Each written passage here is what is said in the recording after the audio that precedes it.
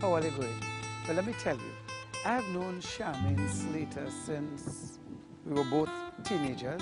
I actually took her to her school graduation, but that's another story for another interview. But this evening, I wanted to speak with Charmine about an amazing journey that she has chronicled in a journal that she has published recently, and is doing very good on Amazon. And in fact, it's a must-read for people who, in fact, are facing challenges and wanting to know how to deal with it, how to deal with yourself, your maker, and to deal with the challenges. So, to find Charmine and to make this interview happen, I had to journey to this castle in Barbados, where, in fact, I'm sure we're going to be having a chat with royalty. So come with me.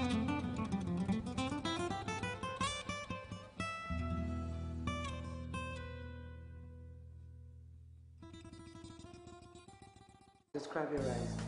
Okay, well, when I left school, I attended school at St. Francis Girls College in Suffolk, Vermont, yeah. I'm an alumni of St. Francis, SFGC, yes. I left school with the intention of going to the bank just for a year or two to save enough money to go on to do child psychology. This is the area that when I left school that I was going into. Okay, I would go to the Princess Elizabeth Center to volunteer and to assist the children, and at school, at St. Francis, social awareness, we would be taking the classes to families that were at risk and needed assistance. And what struck me is that in some of the families there were teenagers just like us, and it's just that we were born in a different household and our situation was different. But having the conversations with these teenagers, they have the same aspirations as us. And springing from that, you know, I wanted to get into an area where I can maybe assist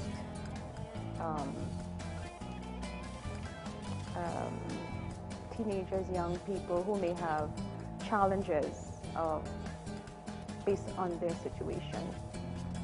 So I wanted to get into child psychology. But I went into the bank with good intentions, and then well, I suppose my mentors, the supervisors, the managers saw that I had potential. So, you know, there was opportunity after opportunity.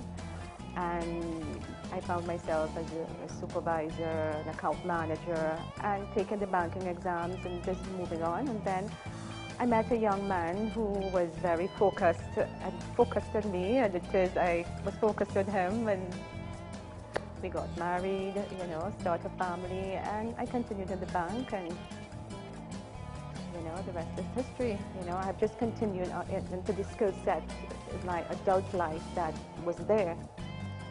You know, I had a family, I wasn't going shifting and so on to pursue, you know, a dream I had when I was a teenager. And what circumstances brought you to Barbados in the first place? September 2003. At that time, I was in a covenant relationship. I was married, and my husband then, he was offered a position here in Barbados, and the family, my husband, my daughter, and I, we came to Barbados for him to take up the position here. And where were you in your life at that time? Where was I? Actually, I had just finished postgrad studies and looking at moving into another profession, consulting and so on, and making changes. You know, I seem to be reinventing myself all the time. Okay, and that's the only constant that seems to be in my life. Actually, when I think about it, that seems to be the only constant, where it is I keep reinventing myself. And did you at that time think at all that you would be writing? Well, actually, it's a hobby of mine. I write. You know, my thoughts, usually anything that I have to do, I make a note. I write. I have, you know, anyone who knows me well, I have post-its or little sayings or things written. You know, I always have a notepad taking notes, you know, reminding myself. And that has always been. And in my early teenage years, I remember an English teacher, someone who taught English, reading some of my notes and so on, and he said, you know, you have a gift, you know, and encouraged Mommy to encourage me, you know, to continue writing. I would write poetry and I would write these short stories, and I always enjoyed doing that. So how did you come to name this publication and go through with publishing it? Well, actually, it was a lot of prayers, and, you know, I'm such a private person, and I'm thinking certain issues that I have I've written down in the book, and, well, in my journal, because it wasn't a book, but I've written in my journal, and I'm thinking, so often I hear men and women, they're so bitter, you know, after challenges, whatever issues in their life. And no, it is, if you make a choice, it is that you can have joy and you can have happiness. And it was lots of prayer and, you know, asking for the guidance and so,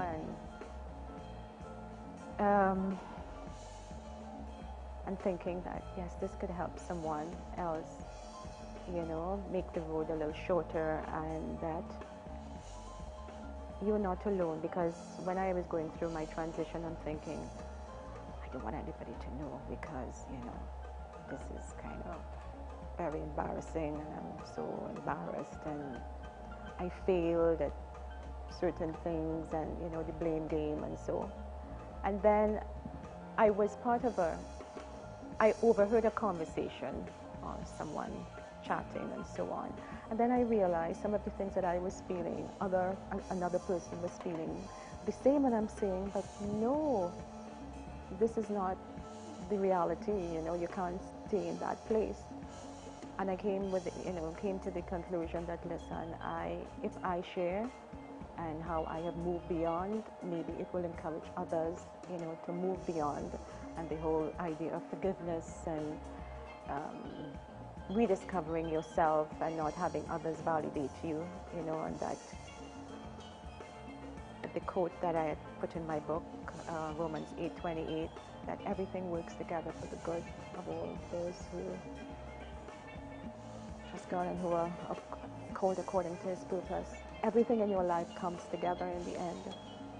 Growing up, my parents, we lived in Diego Martel, Forest to be exact, and the house was fondly known as the last house on the hill.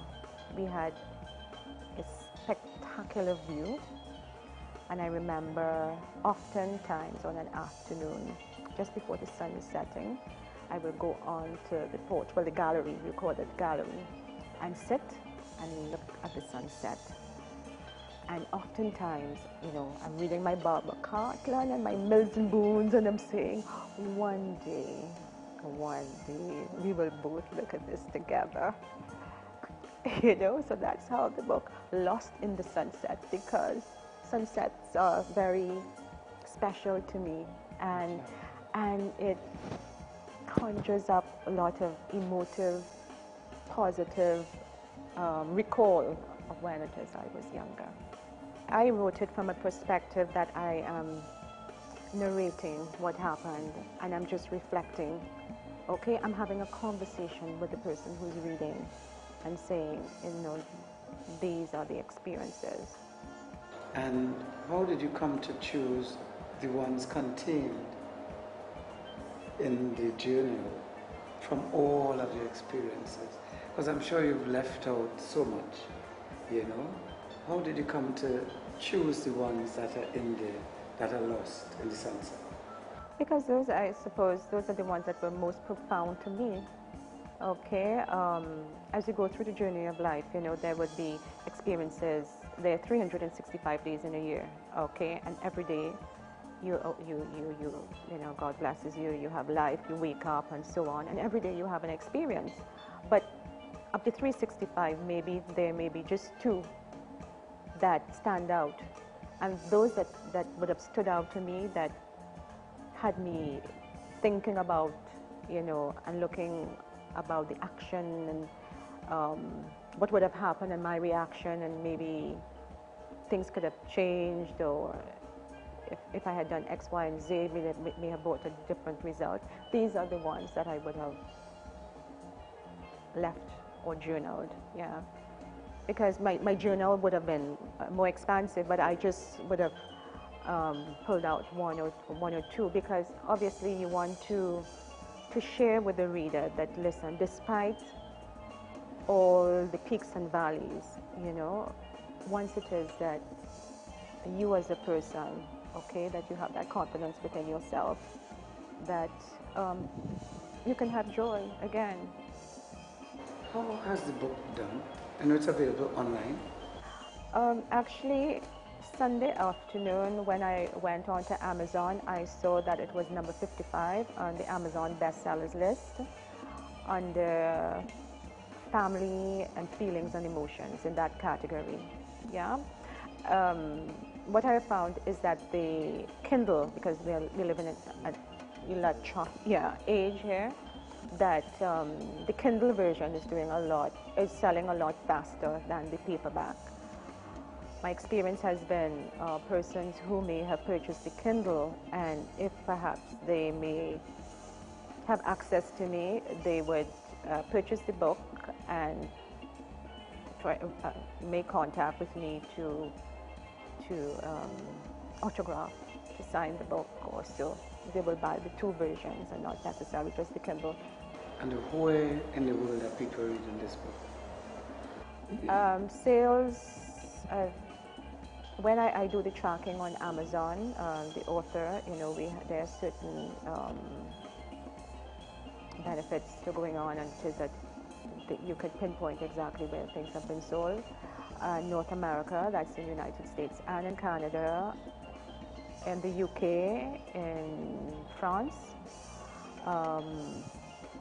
I know quite a few would have been sold here in Barbados and in Trinidad. In Trinidad, yeah. And are people rating the book? Yes, actually there have been a few reviews on the book on Amazon, on the Amazon page, and I'll just state the fact, okay? They've rated it 5. Yeah, they've rated it 5. Between 1 to 5, they've rated 5. And I find it very humbling when I get feedback from persons who may have known me, because the first reaction is that we would have never known, because you always are this very confident person, and that within you sometimes you had doubt. But it's just a natural emotion, it's a human emotion, you know. Can you tell me about your medical condition that you went through?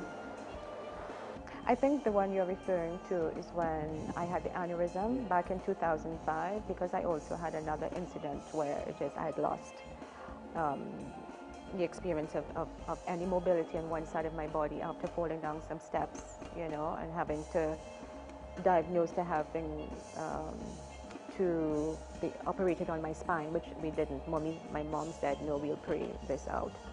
Thank God. You know, you would never know. But coming back to your question, 2005, yes, I had a brain aneurysm. Okay, and I live to tell the tale, because for anyone, you know, a pulmonary embolism that most people do not survive. Actually, one of my siblings, my sister, Shoma was her name. She passed away from an aneurysm within 20 minutes. She was gone. Okay, I had the aneurysm on January 14th in 2005. And after being rushed to the medical center across here in Barbados, they did the CAT scan, and my head was just filled with blood. You know, it was just filled with blood. An air ambulance came the following morning from Miami and took me to a hospital, Baptist Hospital in Miami, where I was for 5 weeks. You were aware of all of this? Actually, I was, and the doctors, they could not believe, because I was coherent. I was fully aware as to what was happening, but I was under a lot of pain, you know. And it was an interesting time, because even though I remember the pain, I remember the people who were so kind to me. You know, the nurses will come, you know, I will have my rosary, you know, I had no mobility. I had lost all bodily functions. The only thing I could have done was open my eyes and my mouth. Thank God I could have spoken. You know, so I could speak and I could see, yes, but everything else, you know, yes, I had my senses, but my bodily functions, because it was the right, because it was on the right side of my brain, you know, the bleed occurred, and that controls your motor skills. So I lost all motor skills. But as I was saying before, the nurses and the doctors, they were excellent, Baptist Hospital, and they treated me very well. And every day, a Eucharistic minister will come and give me communion and say the rosary with me, and it was just, that part of the day was very, I looked forward, you know, to that part of the day, because it was like the only thing that felt normal to me, you know, receiving communion and saying the rosary, because everything else, you know, I was under the watchful eyes of the doctors and the nurses. Did you have a sense that you were getting better and that you were going to be okay? Before I left Barbados, when the air ambulance, the paramedics came and they were going to the airport and so on. I remember, because every morning you're having this conversation, I'm having conversations with you. I have a conversation with him, you know, in the morning, and I said, listen, you know, I want to come back, you know, I have to take care of, well, my daughter and husband, you know, I call them by name, and he said, okay, and that was the end of that. So all the fuss that was going on around me, you know, and there was a lot of fuss going on, and people concerned and crying, and, you know, they were at the church, St. Dominic's, Catholic church across there, everyone was praying, you know, they were being updated every Saturday, because that's when I would have normally gone to Mass, because my husband will call my neighbor, who is a doctor and our good friend, to update her, and she will update everyone, you know, as to what's happening, and update the parish priest so that they would know, and to continue praying for me. Prayers has me here, because the doctors cannot reasonably explain how I survived this aneurysm. Without any disabilities, I went and I've gone on to do studies, you know. What was the nature of your treatment or procedures? I had a craniotomy done. That's Did when... you say that word? Yes, that's where they cut my head open. And they were the doctor was so very kind. Oftentimes they cut your head like this, straight down the middle, and you have the two sides there. The doctor said to me, oh, don't squirm, it's all good. He said to me, if you were my wife, I know how you women love your hair. So what I'll do, I'll cut off, you know, the face line. So they cut me, my face, and there, and they pulled back. And they clipped the aneurysm, they did craniotomy. And they did not stitch me back. They put a transparent glue and they glued me. And here I am. I had to learn to walk and, you know, use my motor skills and how to open my mouth, to do everything after surgery. But, you know, God is so good. I have been blessed with life. So you're stuck back together? I'm stuck back together. I would not mess up my hair. But yeah, they did this transparent thing, you know, technology and so. So that whole debacle lasted how long? When were you back and able to move and talk and so on? What kind of period of time was it? Okay, the aneurysm happened on January 14th. The surgery happened on February 1st. After surgery, there was lots of rehab and, you know, having to do with a walker and, you know, my motor skills and so on. Not really physiotherapy, but going through having this apparatus to open my mouth and so on, because they would have cut through my jaw. And so February 14th, I know that was Valentine's Day. I was at the hospital still.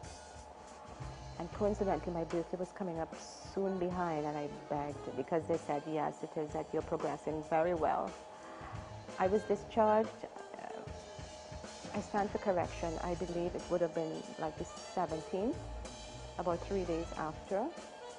And it was recommended that I stay in Miami. But I wanted to be home. So the surgeon, the hospital, they wrote a letter to the airline, you know, absolving them and so on. And they gave permission for me to travel because the air pressure obviously was this thing. But all was well. I arrived, you know, I was in a wheelchair and so on, and I was back home. And I was home for my birthday, and then by about May, I was doing consulting at the time. The driver would take me to the office for 2 hours, and I would sit, and because I was determined to be better very quickly. And after 2 hours, he would come pick me up, take me back home, and that went on. I didn't start driving until maybe sometime in July. But in the third week in July, no, not the third week in July, the third week in June, I had a post-op appointment to go back to the hospital. And when the surgeon saw me and he did all his examinations, he said, "You're well, you don't need to come back here, you're fine." And that was it. June 25th. Yeah, January 14th, June 25th. And all of this time? I was on fast track. I was just, you know, to everybody's, you know, disobedience, and, you know, calls were being made to the surgeon. Could she do this? She wants to do this. Could she do that? Yes, let her if she, you know, let her try if she can. But it was, being sick was not an option. I was determined to live, and to live not as an invalid or you know, I had to be well. But through all this period of your recovery, your marriage was still intact? Yes, I must say, my husband took good care of me. You know, he was there. He was at the hospital bed with me, you know, and I don't think the road would have been easy if he was not there. I know it would not have been. You know, he was the one taking all the pressure, you know, the concern from the doctors, and I'm always in this joyous mood, and they're asking, you know, is she always like that? You know, even though my body's not, you know, I am there, you know, I'm talking, I could talk, you know, so I'm exercising that, you know, and I'm talking, you know.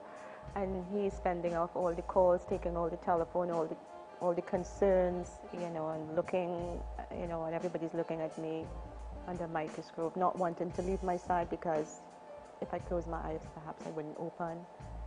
Yeah, but he was my pillar, my strength, yeah, at that time. So, after these, I'll have to say 3 major upheavals in your life, where are you today?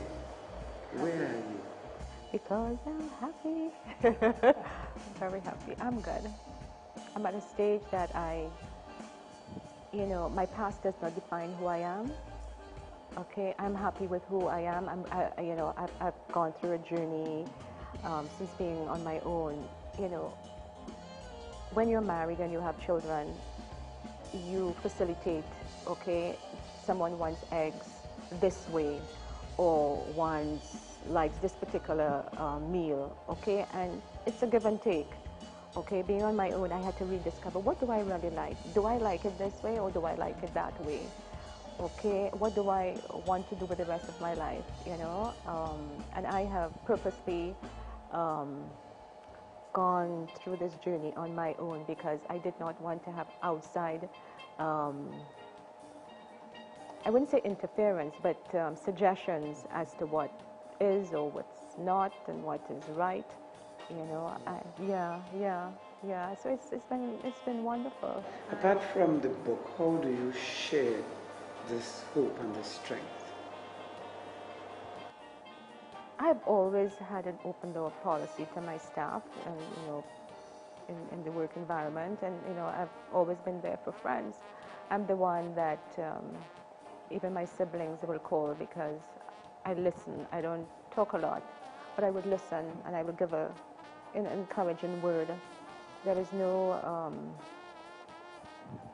judgment or anything like that. If I feel strongly about something, I'll let you know. Okay? So at the bank, and so, you know, the staff felt comfortable to come and share things with me because I'm not a chatty person. If I'm talking, I talk about issues and real things. Growing up at home, our household, we did not talk about people. We spoke about progressive things. At 7 o'clock, Daddy, it had to be quiet because you had to listen to the news. Okay, even up to today, my mom, you know, she is very abreast of what's happening in the world, and we can have conversations because these are the type of things that you were encouraged, you know. So I suppose persons who would have met me, who know me after a period of time, spending time with me, these are the type of conversations. So I think people generally, or it has been my experience that persons will feel comfortable and come share things, and it's just between two persons. Would you say it's largely women or females attracted to what's in? Both men and women. And where do you get to see the sunset today? Where and when? It's not often enough, I must admit. But right here, at my house, I did have that opportunity, and here at my residence, if I really think about it, I know where I can go to look through the window to experience, but quite honestly, I don't very often. I don't. But I need to think about that, and to maybe, if I write it, I think it will get done. Charmine, thank you very much. Errol, thank you, and thank you. It was great chatting with you.